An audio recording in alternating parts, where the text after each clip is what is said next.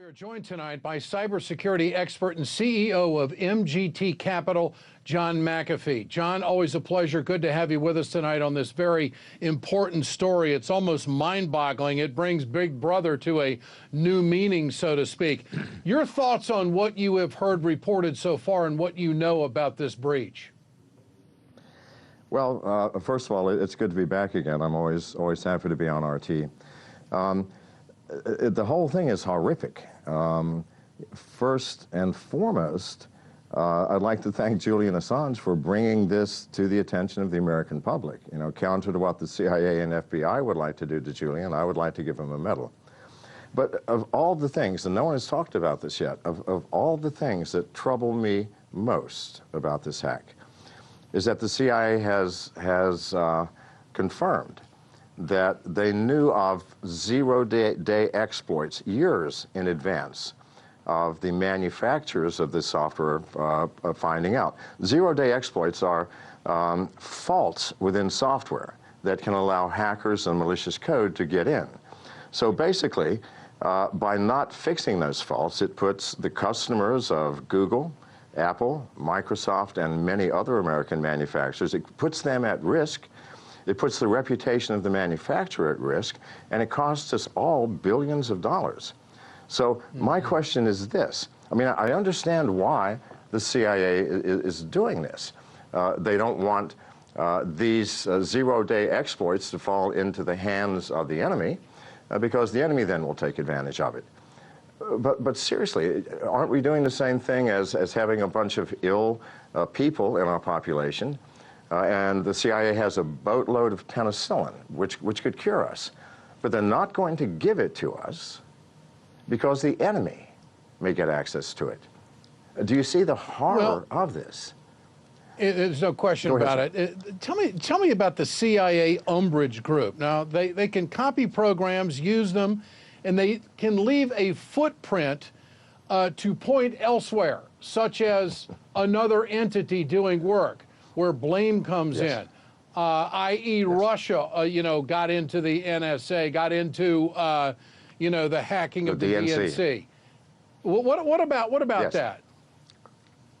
Well, see, I've been saying this all along. I was the lone voice in the wilderness the last time I was on RT, just a couple of months ago, saying that it cannot possibly be the Russians for a number of reasons.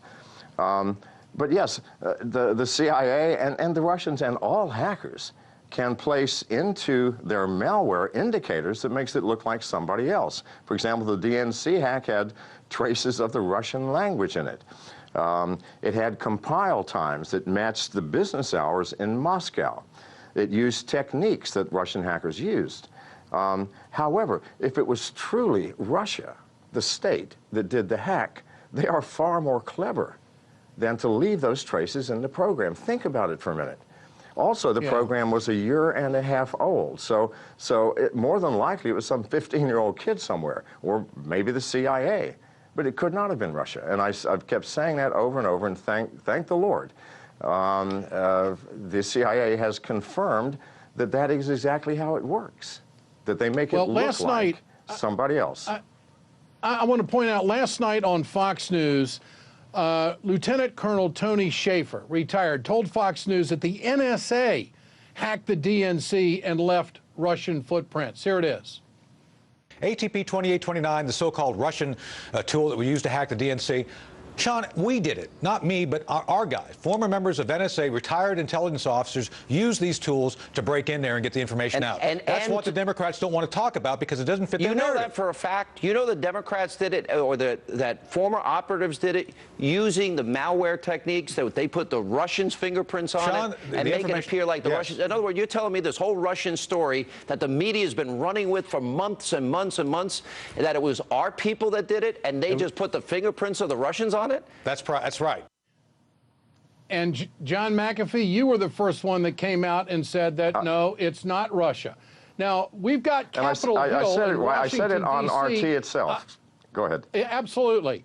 Absolutely. You've got people in a frenzy on Capitol Hill about investigations pointing the fingers. What fixes this, in your opinion? Where do we go to fix this? we need a new paradigm.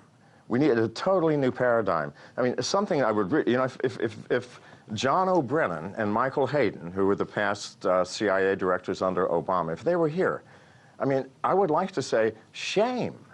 Shame on you. You are supposed to be the shepherd for the flock of American citizens to protect us. And yet you kept from us all of those things, these zero-day exploits, for years, while we suffered and lost billions and our industry's credibility went down. What were you thinking? Yeah. What were you thinking? John, what other kind of programs do you think the CIA would have that maybe we don't know about? Well, probably the same thing that all sophisticated hackers have, whether they're state-associated or not. I'd like to point something out that's really important that people forget. When we talk about cyber warfare, we're talking about a different world than nuclear war, for example. First of all, cyber warfare can be many times more devastating than nuclear war, yeah, in a horrible way.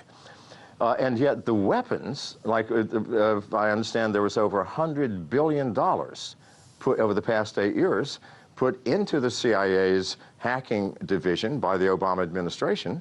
And that was, by the way, just taken, okay? Because that's what happens. All cyber tools are stolen. There are no secrets in this world. Because as sophisticated as the CIA is at developing weaponized software, they are just as ignorant of cybersecurity measures because we have none in this world. They knew at some point it would be taken. And this time next year, it's going to be on the dark web, and a 15-year-old kid can buy the entire set for $100. This is the reality. This is the tragic situation that we are in. John McAfee, always a pleasure to have you with us on RT America. I appreciate it so much. Thanks for being with us this evening. Yes, sir.